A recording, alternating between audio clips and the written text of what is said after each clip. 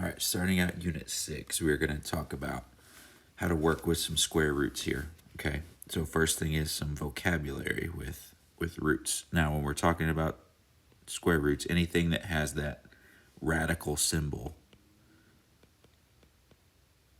okay, this is called a radical. And then this number that's in the little crack or the nook of that radical is called the index, okay? And the stuff that's underneath the radical is called the radicand. Okay, so as we work with this stuff, we're only going to work with square roots. Now, when you see a square root, okay, typically when you see a square root, we just see whatever we have there, right? Number underneath the radical. The index of a square root, right? Notice there's no number in here. Okay, there's not, we don't write a number in there. The index of a square root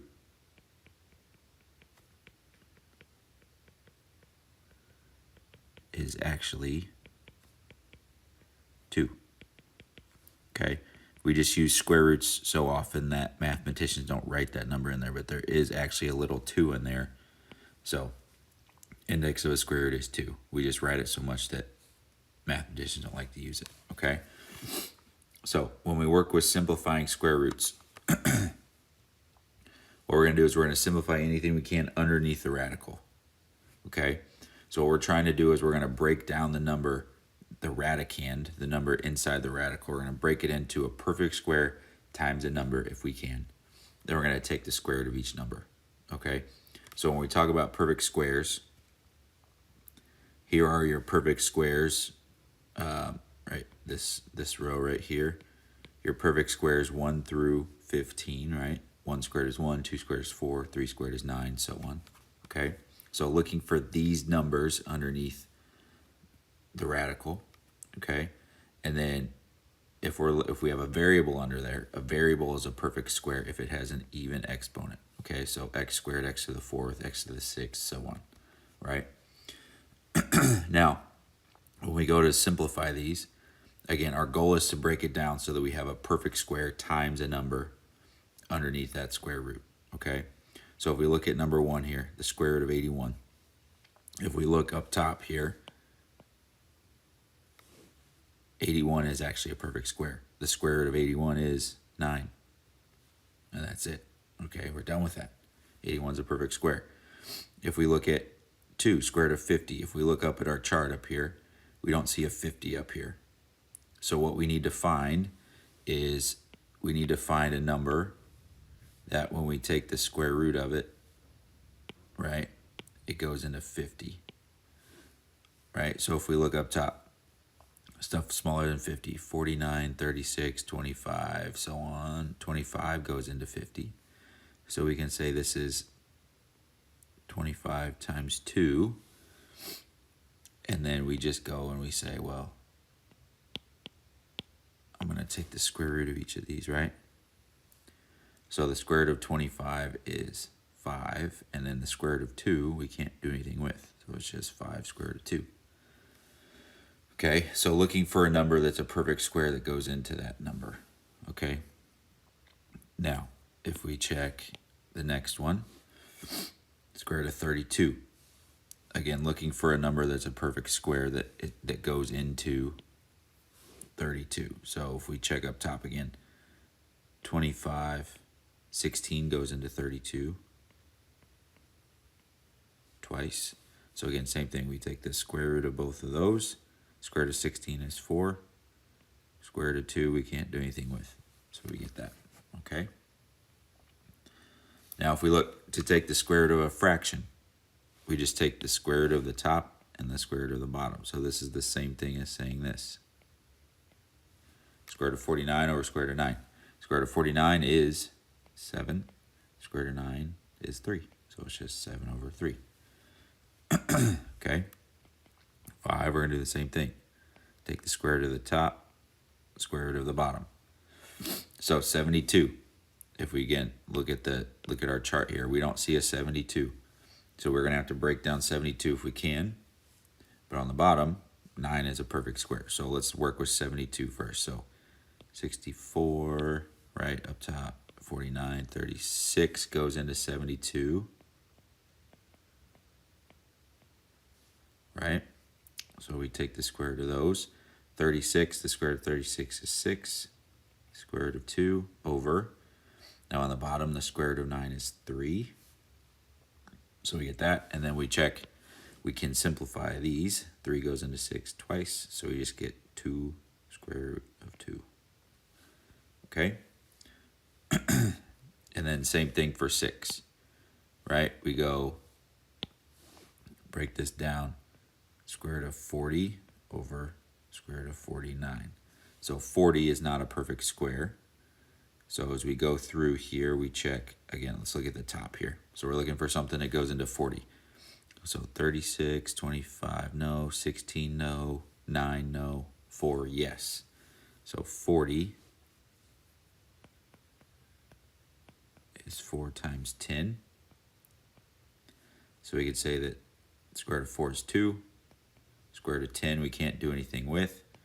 Over square root of 49. 49 is a perfect square. So 2 square root of 10 over 7. Okay? So that's what we're going to do when we try and simplify square roots. Okay? We're looking for a number that divides into the radicand that's a perfect square. Okay? Now, that's just simplifying. When we go to multiply or divide, there's a rule we have to follow. To multiply or divide radicals, they have to have the same radicand. Or I'm sorry, that's wrong.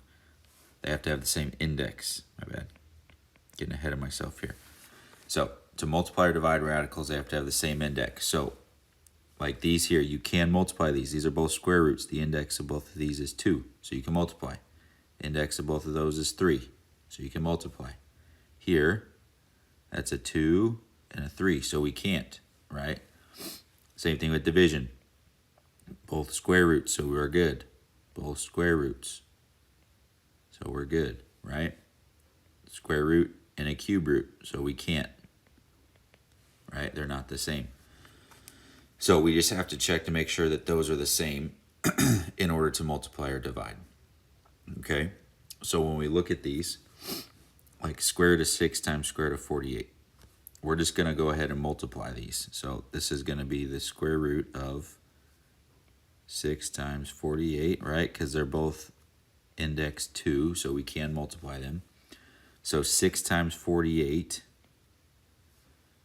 see, 240, 288. Okay? So now we do what we just did in the last few examples. We're trying to simplify the square root of 288. So let's go back to our table up here. And again, we're looking for a factor, a number that divides into 288. So 225, no. 196, no. 169, no. 144 does. So this is 144 times 2. And again, take your square root. Square root of 144 is 12. Square root of 2 when we simplify, okay? Now with 8, same stuff, right? Now we got 2 square root of 10 times 3 square root of 15. So again, both square roots, so we can multiply. So what we do, we multiply the numbers outside. So that's going to give us 6. And then we multiply the numbers inside. That's be 10 times 15 is 150.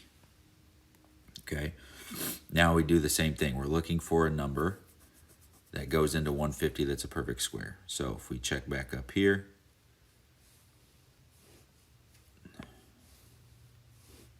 right, 150, so no, no, no, no,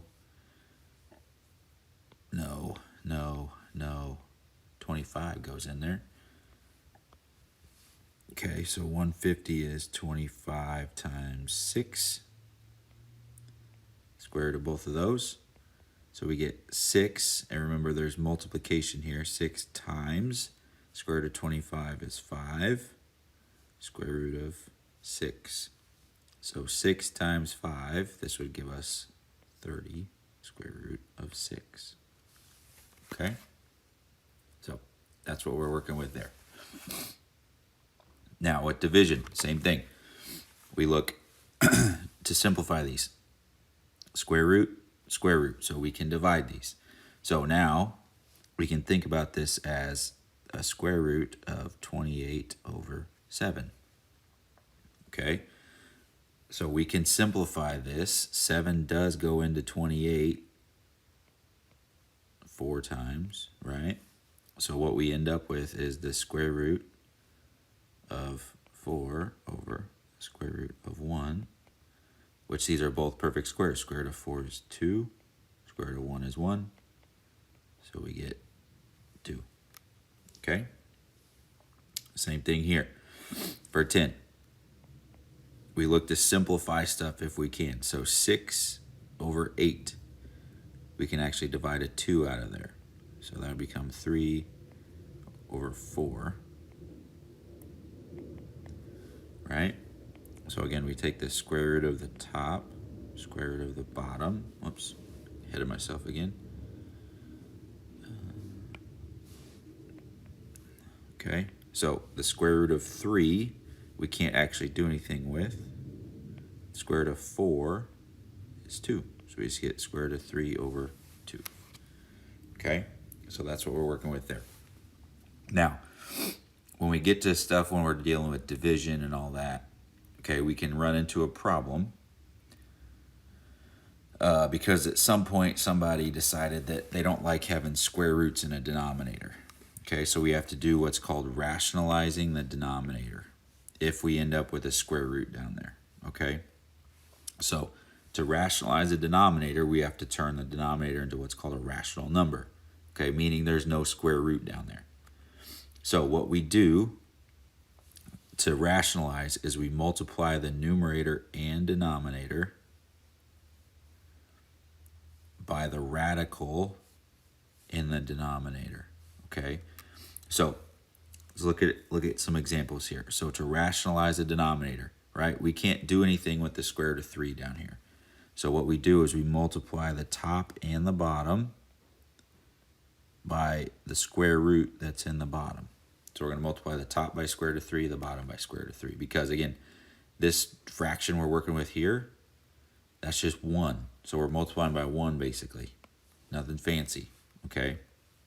So now when we multiply, 5 is outside the radical, 3 is underneath. So we can't actually multiply those together. So it's just 5 square root of 3.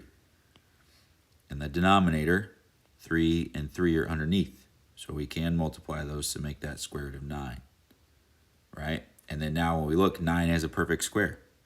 So it's just 5 square root of 3 over 3. And we can't divide the 5 and 3, all that. So that's our rationalized denominator, okay? If we look at 12, same thing, right? If we look to simplify here, 3 does not go into 50. So we can't do anything there. So we're going to multiply by the square root of 3 over square root of 3, right? The square root of the denominator. So the 50 and the 3 are both underneath, so we can multiply those to get square root of 150. And then the 3 and the 3 are both underneath, so that's the square root of 9. Now we simplify. So in the top, 150, we simplified that before. That's 25 times 6. So square root of 25 is 5. And then square root of 6 over square root of 9 is 3. And then there we go. There's our simplified rationalized denominator. Okay? For 13, same deal. Can't do anything there, so we rationalize. Multiply by square root of 6 over square root of 6. So that's going to give us negative 18 square root of 6 over, those are both underneath, so square root of 36. So negative 18 square root of 6 over square root of 36 is 6. Okay, now we look.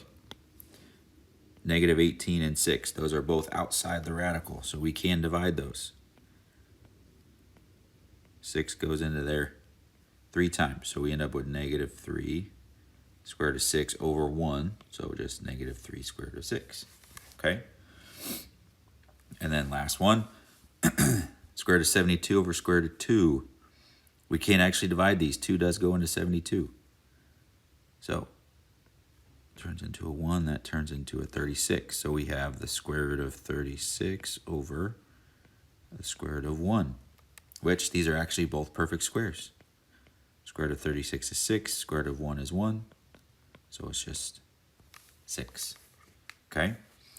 So that's how we're going to rationalize. We only have to do that when there's a square root in the denominator after we simplify.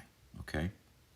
Now, last thing is we're going to add and subtract. So adding and subtracting radicals need a little bit more information here. Okay? So in order to add or subtract radicals, they have to have the same index, just like with multiplication, and the same radicand.